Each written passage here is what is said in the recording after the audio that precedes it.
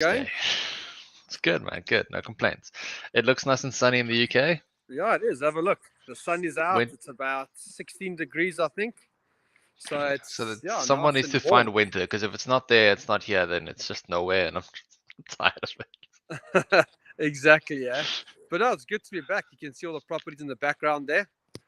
I'll show you. I'm sure people are interested to see what the UK houses are looking like. It's what we About the call. same that they've looked like for 10 years, right? What's that? About the same that they've been for a couple of years now. Yeah, exactly, yeah. And it's so Maybe I interesting, should Dave, send you because some of my behind me, addresses. these, around here, these properties go for 400,000 pounds, and at that roundabout over there, if I just show you there behind me, you go around the corner, property prices drop to about 90,000 pounds. Talk about knowing your local area, hey? Yep. Yep. Yep.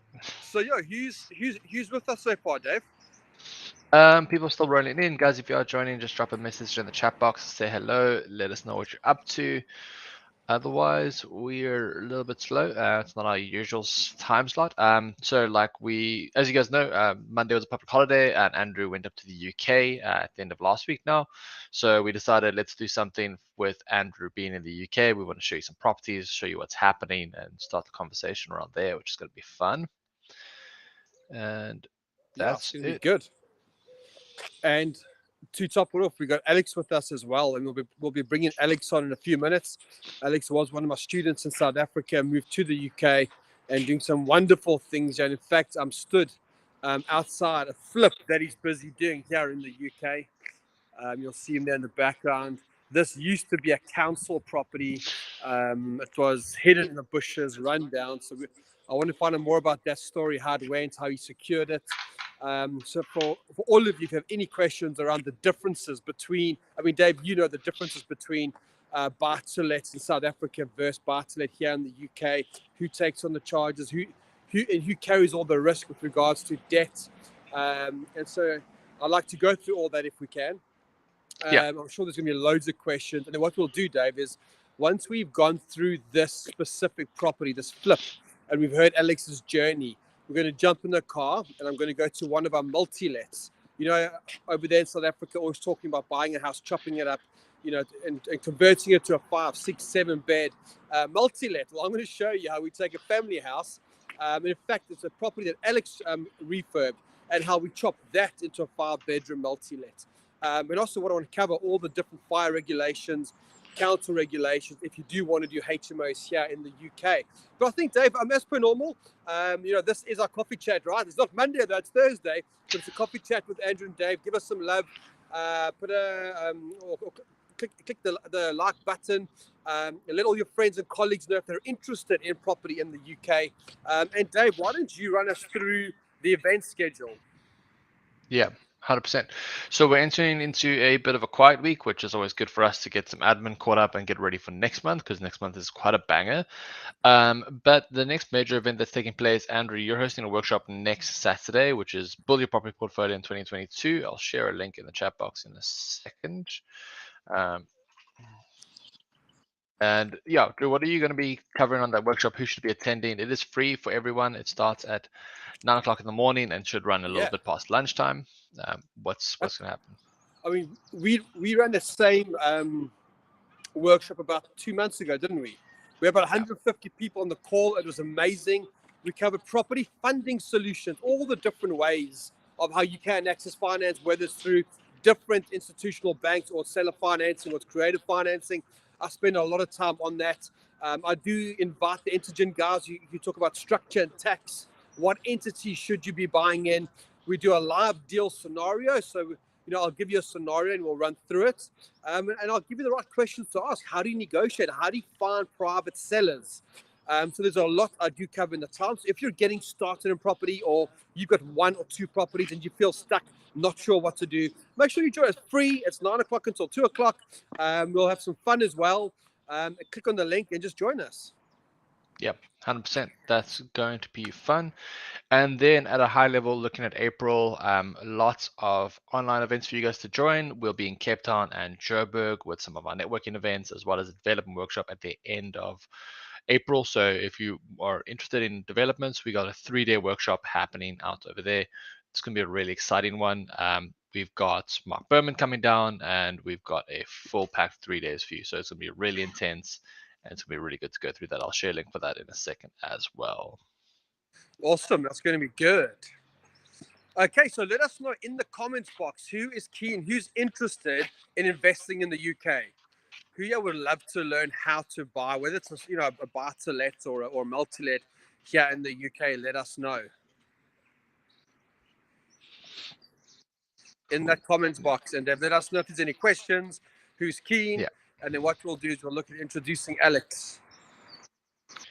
100%. We've got just a few greetings we'll do. We'll wait for those questions and feedback to come through. We've got Kocha Komotso over here, Sam Moodley and Henry, some of our regulars, and Petronella also. So guys, let us know where you're joining from. If you have questions around investing in the UK from South Africa, that's what Andrew does. We can always answer those questions as we can. Sai says she's keen, and Ole Bochang says they're interested, and Julia is very keen with a couple of yeses over there. So, Drew, Awesome. I think take it away. Yeah. Do some introductions. I'm probably going to hide my camera just for the time being, and then we can get into it. No problem. So let's get Alex. So we've got Alex's phone, my phone. We might just use my phone. We'll see how it goes. Alex, you want to come live there, buddy? I think I am. Unless I'm having a tech issue. You got to hold the phone far away. Or we could just use my phone if you want. Is that easier? Yeah. We'll give that phone to Katie. Katie can showcase the house. So I think Alex, start off by introducing yourself. How did we meet? And just talk to us about your journey from South Africa. Yeah. So almost 7 years today. I had a reminder the other day. I was showing to Andrew some property investing training. Andrew was my coach. Before that, I was a little bit in property in terms of some of that agency and things like that, but really cracked on with investing when I did the coaching. Got into flipping, which is my favorite strategy. In the East Rand of Joburg, eh? In the East Rand of Cha-ching. Joburg. Absolutely.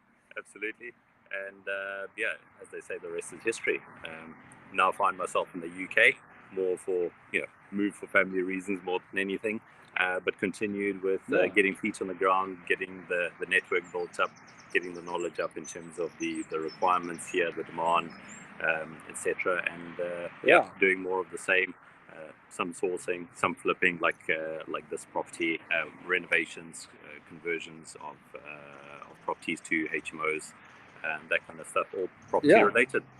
Tell us, Alex, the market in the UK, how are you finding it? Are property prices going up, down? Is it crazy? It has been absolutely crazy. I've never seen a market like this. Well, at least in my time in property, there's been a lot of furlough and government money and stamp duty, holidays and discounts, and all kinds of money thrown by the government towards property, towards people moving up the ladder, etc. It's created a huge boom. I think statistically we're at 10.4% nationally increase in prices. So anyone who bought something 1 year, 2 years ago, when we weren't sure how the economy was going to go, they're all smiling at the moment because they usually remortgaging at even higher values. See, so property prices on the rise, eh? Big time. It's definitely a buyer's market at the moment. There are still some deals, but they're not as plentiful as they used to be. But that's just what happens when government throws a lot of money at absolutely at the economy. Let's talk about interest rates. So we know back in South Africa, looking at prime 7.25, and borrowing money around that level. Yeah. What are we looking at here, Alex? So the way it works here, there's the UK base interest rate that the government stipulates. It went down to record lows of 0.1% with the pandemic. There's now increased to 0.75%. Doesn't mean that's what you get your mortgage at. Generally, your mortgages, if you're doing a buy-to-let mortgage, depending on the product, depending on your residency, whether you reside in the UK or somewhere else, and a whole bunch of other factors. But for a typical buy-to-let investor in the UK, you're probably looking at anywhere between in the region of 3% per annum, and those are usually fixed for either 2 years or 5 years. That's how the mortgages work over here. And what if you're a South African wanting to buy? Can you get mortgages? Is it difficult? Can you get bridging, or would you prefer cash purchases? It is possible to get a mortgage. Yes. Would your interest rate be the same? Probably not, because the biggest test is usually the residency. A lot of lenders like to know that their directors, whether it's through a limited company or personally, are residing in the UK. But it is still possible. You might have slightly higher interest rates or a slightly lower loan to value, or as some investors have done, you just buy it cash outright. Then you get a mortgage after 6 months, because obviously your company is generating its own income. It's ever changing. Practically every week there's a different product from a different lender, and they keep on changing their product. So you can't say that it's exactly like this for the foreseeable future. It keeps on changing all the time. And if you compare the amounts of lenders in South Africa, and you used to work for Remax, right? That's so right. you were used to Many years dealing ago, with your Standard Bank, Absas, Nedbank, Nedbanks. Yep. How's the lending market different here in the UK from SA? So interestingly enough, it's not really the banks that most people go to. Specialized mortgage companies is who you go to, and the number of the companies is just it's not comparable. There's just so many different mortgage companies, all with different niches. Some specifically like buy-to-let, some specifically like a different strategy, some specifically maybe like homeowners. So it's really it's really quite diverse, and each one will have different products within them. One thing also to bear in mind is they'll have a product and there's a certain interest rate to it, whereas in South Africa usually the bank looks at you and then they give you a bespoke interest rate depending on your credit history and all of that. Once you pass a certain criteria and you tick certain boxes, you get that product, and there's just a certain rate to that product. So, absolutely. So it's quite different, right? Quite different. Absolutely. Now, Alex, you moved back here, or you moved here a few years ago, and you mentioned you've been sourcing properties. Like we talk about sourcing agents in South Africa, going out, finding a deal, packaging it, setting on for fee. You've been working on that as well, haven't you? That's right. That's really where I hit the ground running in the UK. It's been 4 and a bit years now, if I'm not mistaken. So yeah, time flies. Yes, sourcing is pretty much where I've begun. Obviously, doing bigger and bigger projects as we've gotten along. But sourcing. And what about this deal where we're standing now? Why haven't you sourced this one? Because I'm one of the developers on this one. I'm basically the active partner, if we put it that way. I've got a few other partners, some as a joint venture portion, some as interest portion on this deal. It is quite a big project compared to what we usually do. We don't usually build extensions. In this case, we had a whole extension built above the garage, just because of the cost of materials, etc. And I obviously didn't source it because there was cha-ching in it. Well, there's money in it. There's an opportunity, and we went for it. It's quite a long process. It's not necessarily as quick as just a buy-to-let strategy, but flips definitely have their place. I definitely like my flips. Well, I think let's talk about the area where we are. How did you find it? It was an interesting one because there's a roundabout just over there, and I've driven past it many times. And as you look there, it all looks nice and clear, but this was all completely overgrown on this side, completely overgrown on the other side. It was basically not visible. So just full of trees, full of shrubs, trees, and you couldn't even see the house. Yeah, and it was basically the old Park Keepers Lodge, because we are literally on part of the grounds of the People's Park in Grimsby. It's the old Park Keepers Lodge that was owned by the council. They had no more need for a park keeper, so I think this property was abandoned for at least 20 years. I'm being told by neighbours. Couldn't even get confirmation from the council because I don't think they had records that far back. And it stood as a 2-bed bungalow with a lounge door, kitchen, and a garage, which looks nothing like it is today. But yeah, completely overgrown and abandoned for about 20 years. And when it came on the market, did the due diligence, used the network. Got some angel finance. That's right. Managed to secure the deal, and here we are today. Excellent. So why don't you take us through it? So maybe start on the outside, and I'll turn my camera around and show us what's what, Alex. All right. Let me just do this. Okay, where should we start? So, in terms of the outside, some things to keep in mind, something that maybe isn't as common in South Africa because the properties maybe aren't as old. There's conservation areas where there's certain requirements to do certain things to the outside of the property. In this case, the conservation officer wanted some natural material in terms of wood on the properties, and the windows, they're not the usual PVC windows, they're the flush windows. That was the other big requirement of the conservation officer. Likewise, the new roof tiles had to be the same color as the original, albeit they're from sort of 30, 40 years prior. But there's these kinds of requirements that you have to keep in mind to basically maintain the aesthetic. Also need to keep in mind things like that tree, for example. This tree is a protected tree, and you can't just chop it down or take bits of it away. We need a special permission to get rid of some of the branches just to put this extension on. So things like that to keep in mind. And this is that busy roundabout you're talking about. That's right, and you couldn't see the property beforehand. So all this was overgrown. I never even saw it after 15 years. Most people didn't. Most people didn't. And you spotted it. Yeah, I think sometimes it's being in the right place at the right time, and sometimes it's a case of staying, keeping your finger on the ground, or finger on the pulse, as they say. Exactly. So, yeah. One other thing I should mention: detached properties are not the norm. In the UK, detached properties are fewer and far between. They're usually terraces or semi-detached properties.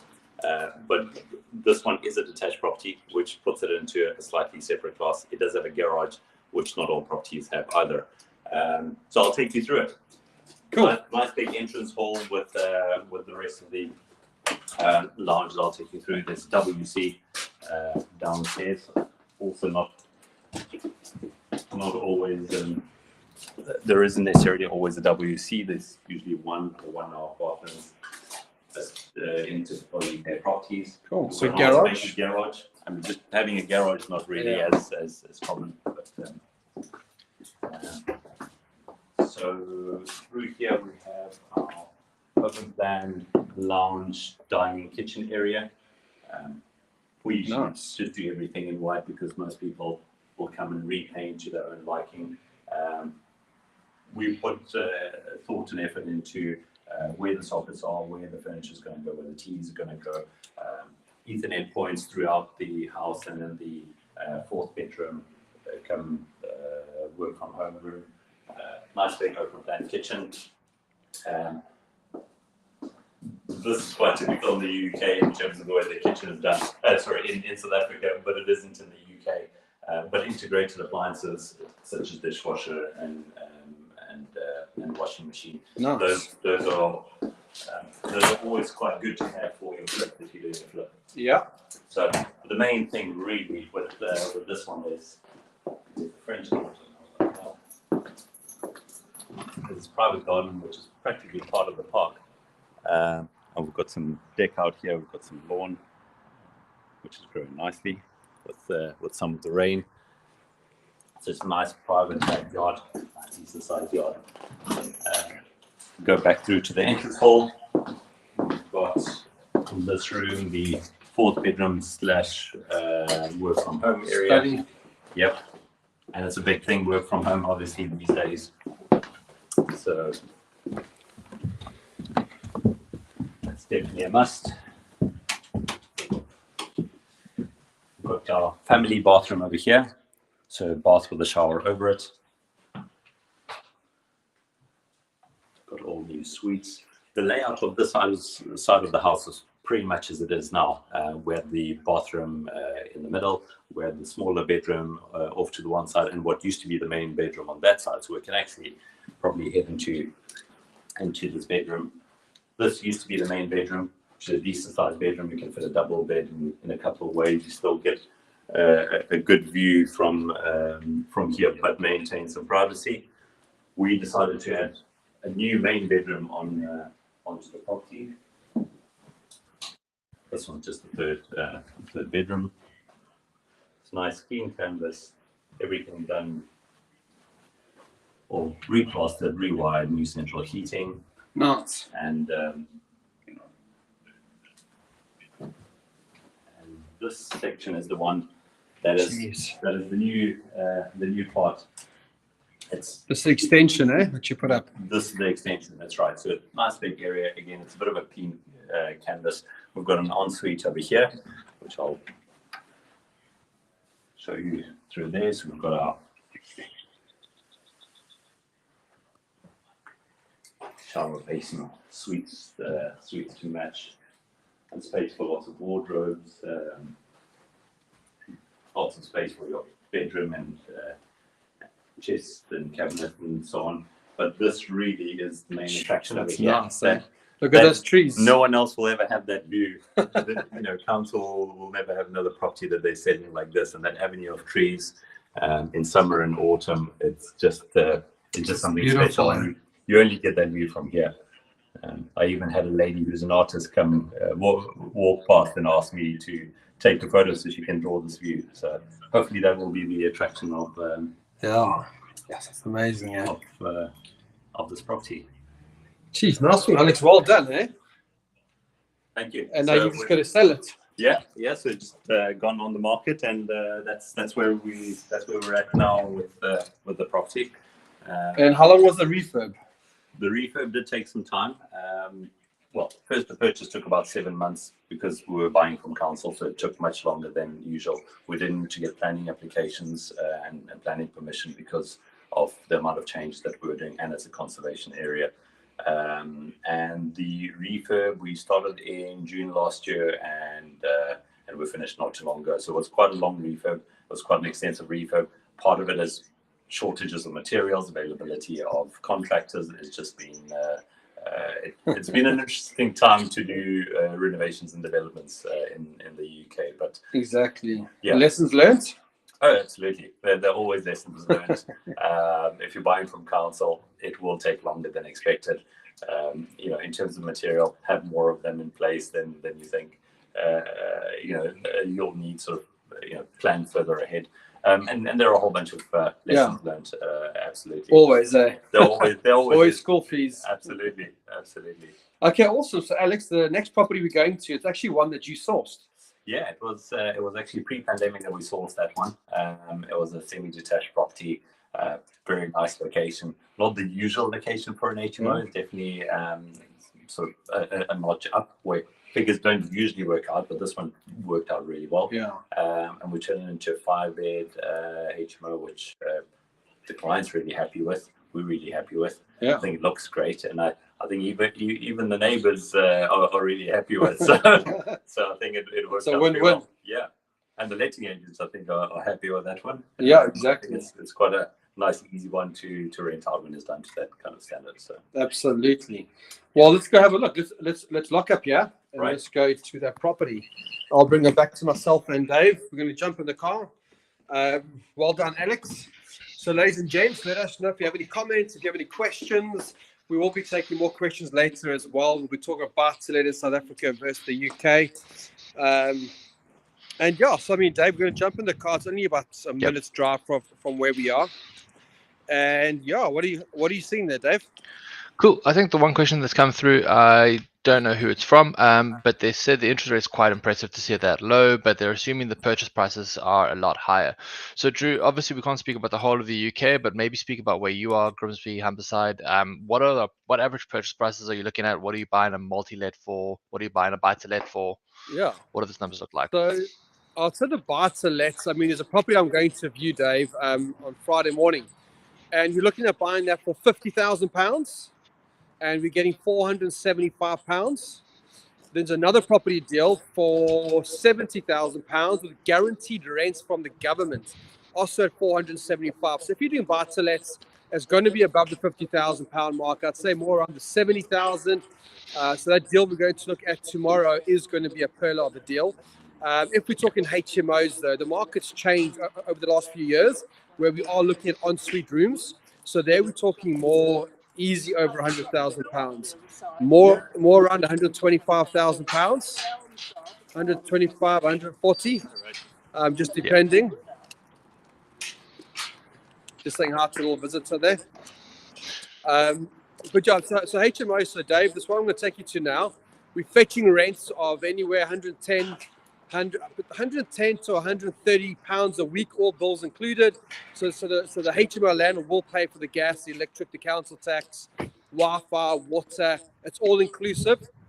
And as I said, multi-lets where I am, you definitely 110, 130, 150, 170, depending on the area. And are we doing a 4-bed or a 7-bed HMO?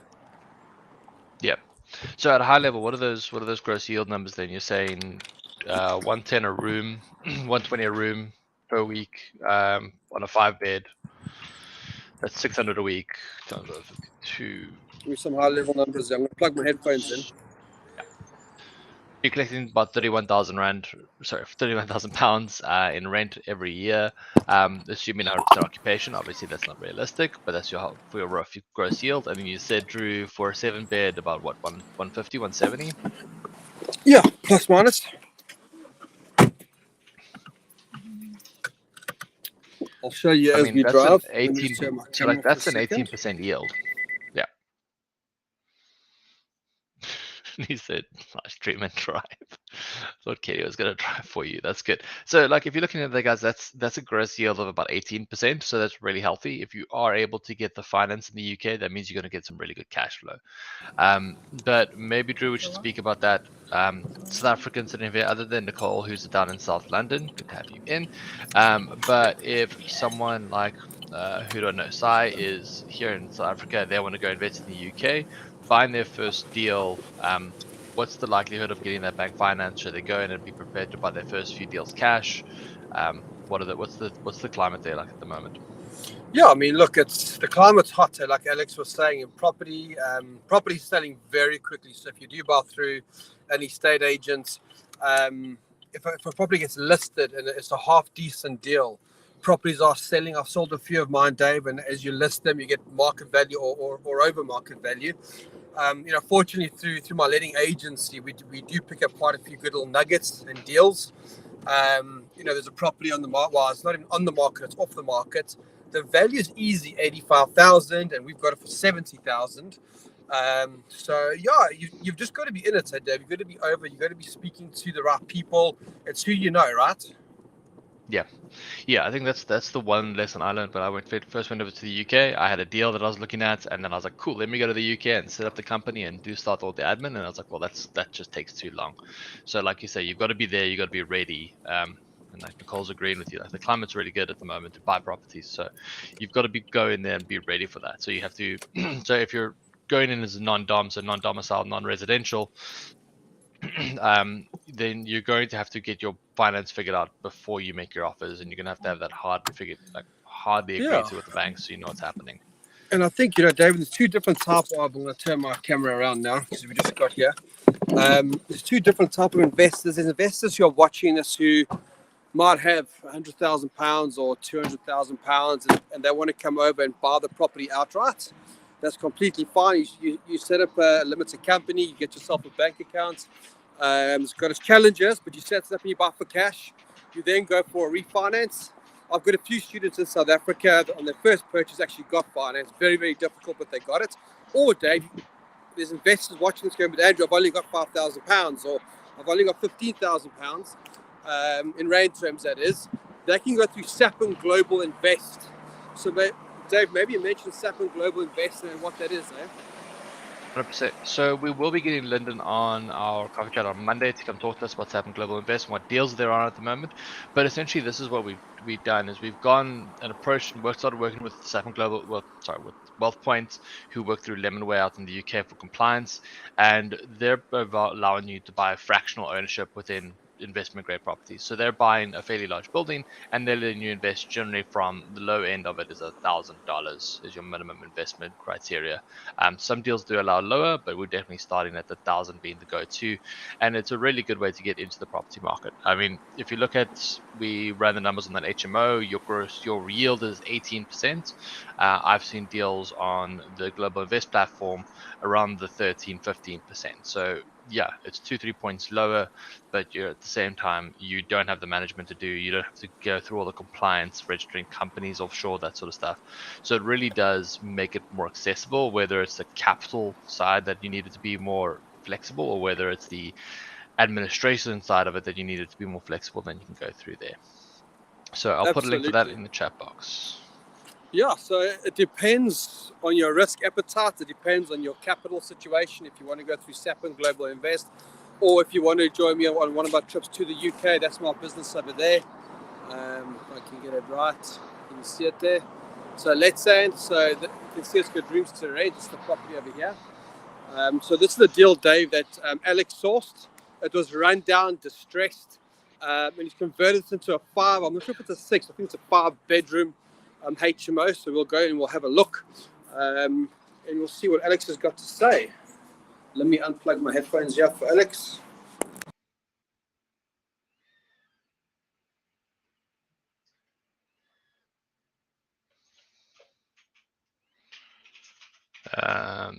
Cool, we've lost audio. That's what happened to Andrew. Let me just see if we can cycle that back on. Andrew, we can't hear you at all.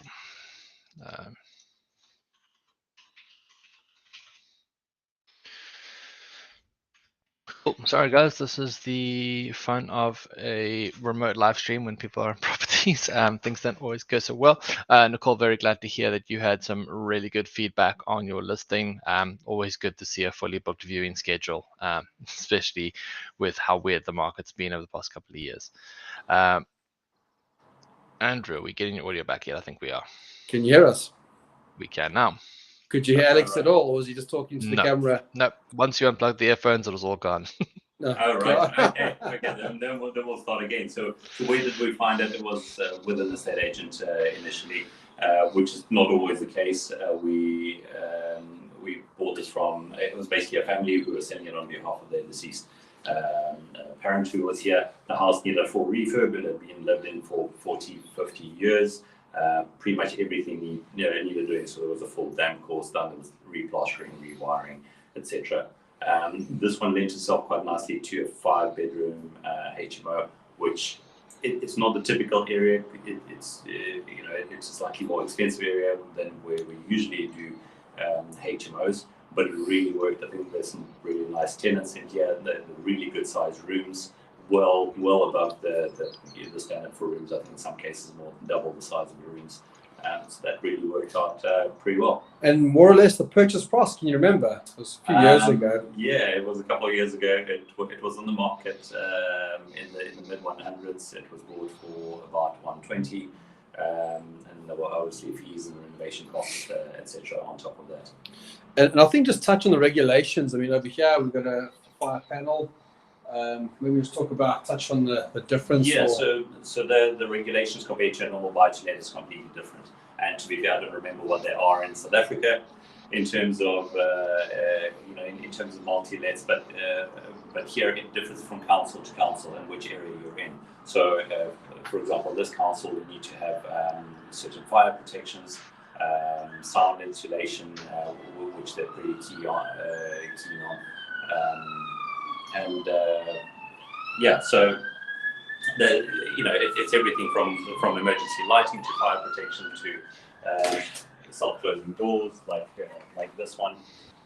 Obviously, you can change things up and do them to a different standard. This is probably one of the nicest ones that we've done in terms of different color walls and art and finishes. And as a work from home area, you've got your wardrobe and your and then you've added an ensuite.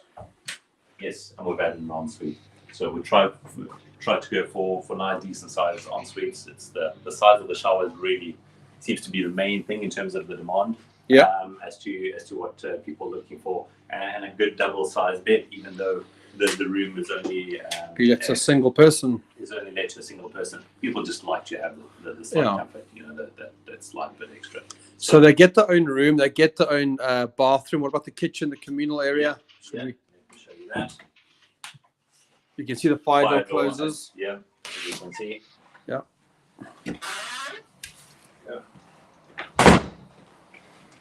So through here, we've got the communal kitchen dining area, and basically 2 fridge freezers. Their requirements in terms of how much shelf space they need. Each tenant needs to have in the fridge, in the wall units, under counter. It's just a case of having a shelf for. So they actually label the rooms by the shelves: 5, 4, 1, which is quite good. Yeah, absolutely. I'm And sure there are that 2 cookers in this case as well. 2 cookers, yeah. It's really depending on the number of occupants and certain boxes that you need to tick for an HMO.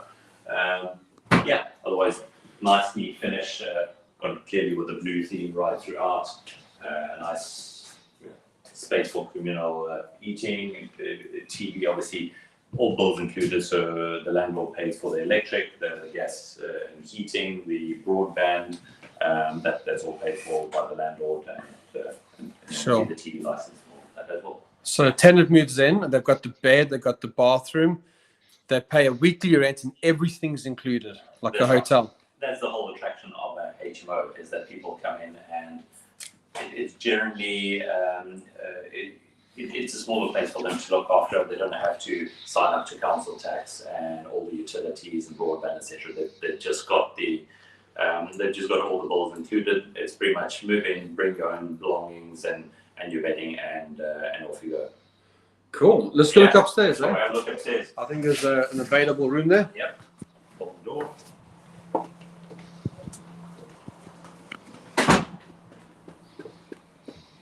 The beauty of having the right people managing it is I actually haven't been back to this property in a couple of years, and it's managed quite well. It's managed really well. I think this is the one. Yeah, bedroom 5. Yeah, bedroom 5.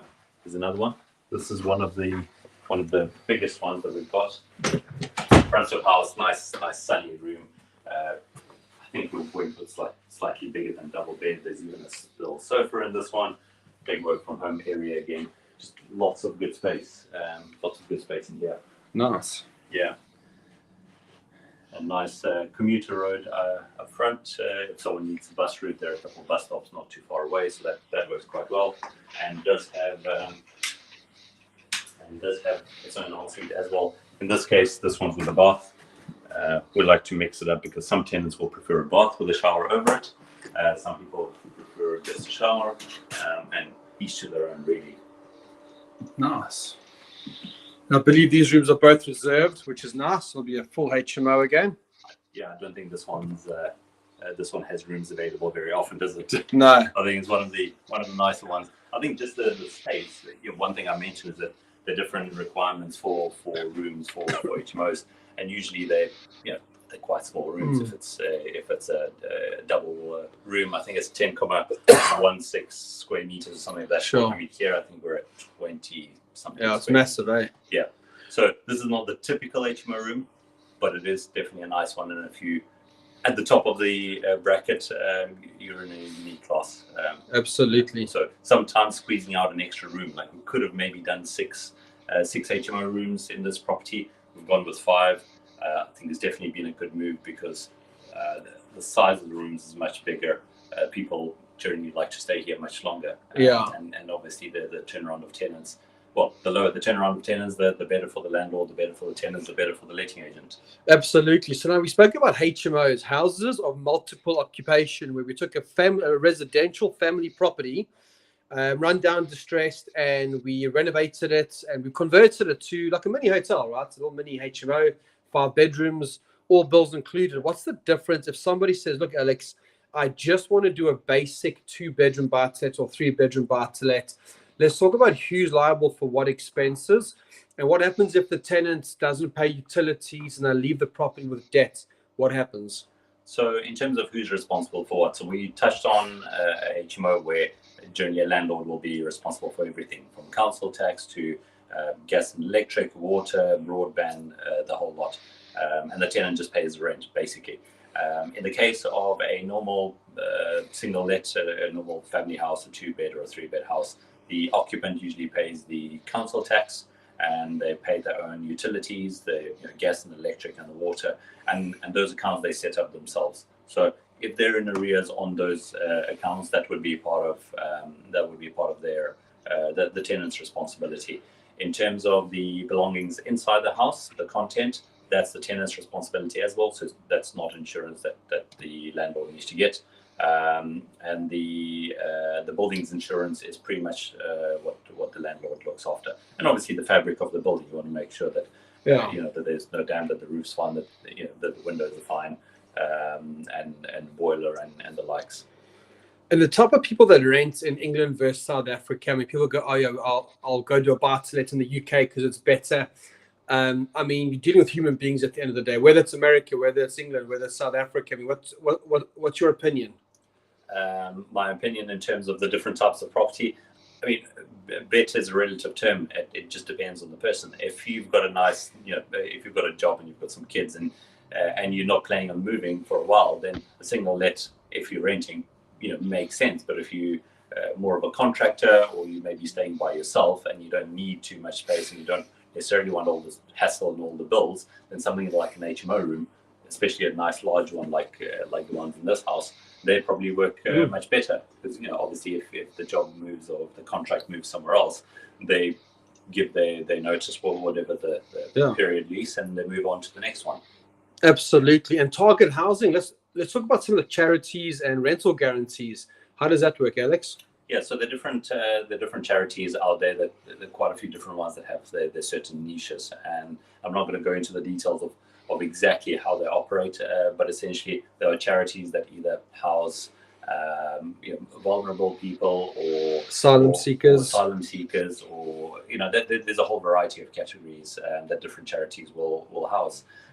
Typically, what they'll look for is a certain type of property. Different charities will have different requirements. Sometimes it's HMO rooms, sometimes it's 2-bed houses or 3-bed houses, and they'll look for a certain type of property where they give a guaranteed return or a guaranteed rental income.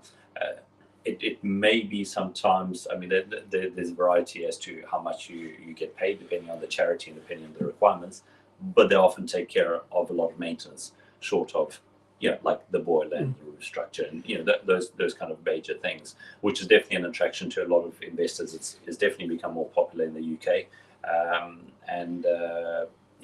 that's basically it in a nutshell.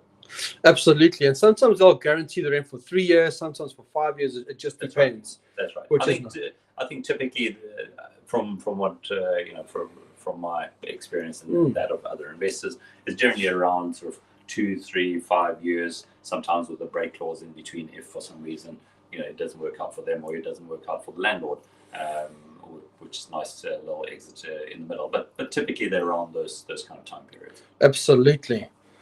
Thank you so much, Alex. And I think what I suggest, Dave, is let's encourage some questions for Alex. What we'll do is we'll start making our way back to the Grimsby Town Centre, and we'll show people what it looks like, and we can start fielding some questions. So let's take a walk, Alex. Thank you very much. All good, Dave?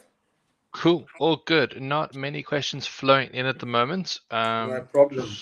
Taking a look. So I thought maybe what we could do is we could talk about what events are coming up in the next week or two. I'm back in the UK. I'm back in South Africa next week. I fly back Monday night, so we'll make a plan for the coffee session. And as you said, it's quite a quiet week, eh?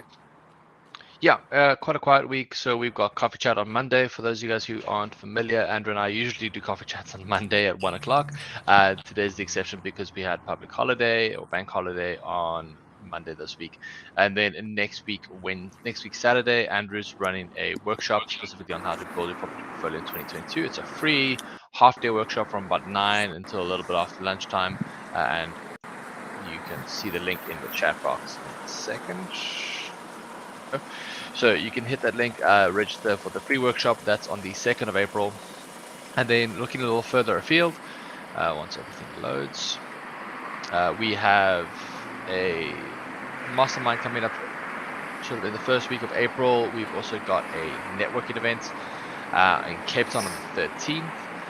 On the 5th of April, Andrew, you're hosting a quick meeting with Mark Berman to talk about the development workshop. So for those of you guys who are interested about developments, how that works, I'll share a link in the chat box in a second. And it's not the right link. I'll quickly find the link and I'll update it in a second. So you can join Andrew and Mark Berman on that workshop to figure out what the 3-day workshop is going to be about. Drew, what else are you going to be speaking about on the 5th of April? On the 5th of April, I think it's what people need to know. I mean, there's so many people, Dave, going out there buying land, wanting to build a property, build a house, build a flat, do a development. The reality is they don't always know what questions to ask. We've seen so many investors go buy land, They don't check the title deed. They don't see the restriction. They don't see that they don't ask the right questions, and therefore they can't get the zoning, and they end up with a dud. So on the 5th of April with Mark Berman, we're going to be touching on when you go looking for land or you want to become a developer, what are the right questions you need to be asking? What are the basics that you need to know? How do you know if it's a good or bad deal? Because the reality, Dave, and you've seen it as well, how many people want to get into the sector of property and unfortunately mess it up because they think they can go and do it by themselves. But being a developer is a different level. So that's what we're talking about, eh? 100%. So you'll see the link in the chat box. That's for that workshop. So both the development workshop and the free sort of pre-workshop event is over there at that link I just shared. But that's it, Drew. We're not having any questions coming through, so I think all good. All good.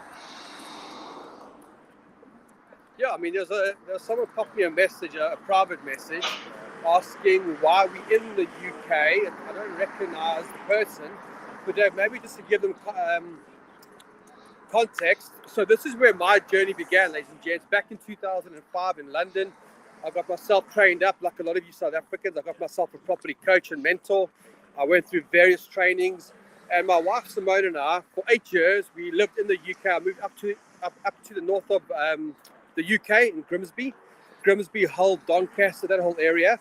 And we started sourcing properties, renovating properties, and working with London investors, investors from all over Europe. And we built a letting agency where we manage investment properties, HMOs, buy-to-lets. I mean, and you know, Dave, when I moved back to South Africa back in 2013, I've been traveling back to the UK every 3 months, doing the exact same thing, viewing properties, managing properties, buying, selling, renting. I just do the same thing over and over. Obviously, because of COVID, I haven't been back in 2 years, but now I'm back and I'm hoping to go back into my routine, which is back to the UK every 3-4 months. And we start taking investors overseas, here to the UK. Dave, I mean, you and I 2 years ago started forming our UK UK course, if you remember, as a foreign national. How do you invest in the UK? What loan to values can you get? What interest rates can you get? What should you look out for? The differences between UK property and South African property. So it's really, really interesting. So for those of you that are interested, pop us a message, let Dave and myself know, and we can certainly help you. Yep, 100%. That's good. We do have a question from Simudli coming through about the conversion from a standard residential property to an HMO. So we spoke briefly about some of the requirements in terms of fire safety. So there's a lot that goes into compliance, and then you would want to go through the licensing process. Drew, how long does it take? What else is required? What's essentially the HMO license in place for? Why do we have one? Yeah, it's just because it's regulated, because there's so many people buying these type of properties, Dave, converting them but not putting the right sound insulation and not doing it the legal way. And obviously being the UK, they made sure that they wanted the right regulations. So look, it takes a few weeks to get your license. It depends on the council. There's a small fee to pay. You have to get planning involved. So they'll send out the local authority. They'll check the property. They'll tell you what the standard needs to be in that local authority in terms of sound insulation, your EPC rating, your everything, basically from top to bottom. It's quite involved, Dave. And the best thing to do, there is a document I've got that I can send out if anyone's interested with. If you do buy a residential property, what are those regulations? And I can send it out if they're interested. No, that sounds good, Drew. That's awesome. But I think that makes it for our questions over there, Drew. Unless there's something else, we can probably just wrap this one.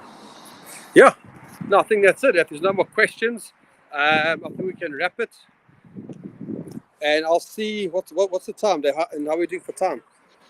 We're over time. It's 10 minutes to 2. Okay, awesome. I hope that was useful for everyone. Very interesting. It's beautiful weather here, Dave, as you can see. Yeah. Blue sky. Great. And hope you're all well in South Africa, and I'll be seeing you all next week. Thanks to Alex. Wave, guys. Say bye. Cheers, Alex. Cheers, Getty. Cool. Thanks very much, Drew. Cool. Drew said, guys, we'll be back again live. We'll have Andrew. I don't know how, but we'll get Andrew on our coffee chat on Monday at 1 o'clock.